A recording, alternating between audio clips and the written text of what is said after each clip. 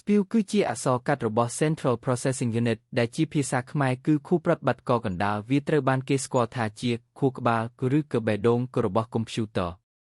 ខាងក្រោមនេះជាការពន្យល់លម្អិតអំពីក្ភា 1. CPU គឺជាអ្វី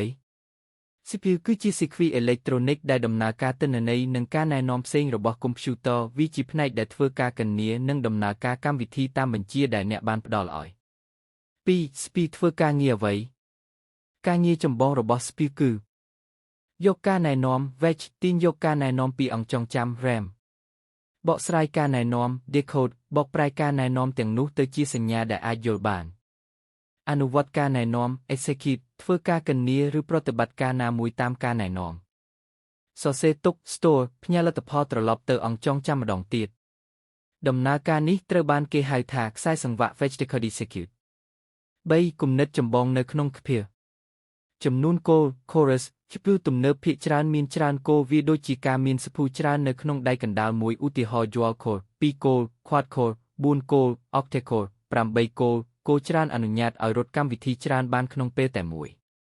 ល្បឿនរបស់ CPU clock speed វាស់ថាតើ CPU អាចធ្វើការងារបានលឿនប៉ុណ្ណាគិតជា GHz Gs ល្បឿនខ្ពស់មានន័យថាដំណើរការលឿនជាងមុនប៉ុន្តែមិនត្រូវមានន័យថាល្អជាងទាំងអស់នោះទេអង្គចងចាំផ្ទៃខាងក្នុង Cache ជាអង្គចងចាំល្បឿនលឿនដែលស្ថិតនៅក្នុងសៀវភៅផ្ទាល់ដែលជួយផ្ទុកទិន្នន័យបណ្ដោះអាសន្នដូច្នេះ CPU អាចចូលប្រើប្រាស់បានលឿនជាងការទាញយកពី RAM 4. ឧទាហរណ៍អំពីឈ្មោះ CPU ប្រសិនបើអ្នកធ្លាប់បានឮឈ្មោះដូចជា Intel Core i7 ឬ Ryzen 5ទាំងនេះគឺជាឈ្មោះ model ផ្សេងគ្នារបស់ CPU សង្ខេបដូច្នេះ CPU គឺជាផ្នែកសំខាន់បំផុតរបស់កុំព្យូទ័រដែលទទួលខុសត្រូវចម្បងក្នុងការគណនានិងដំណើរការទិន្នន័យទាំងអស់ដែលធ្វើឲ្យកុំព្យូទ័ររបស់អ្នកអាចដំណើរការបាន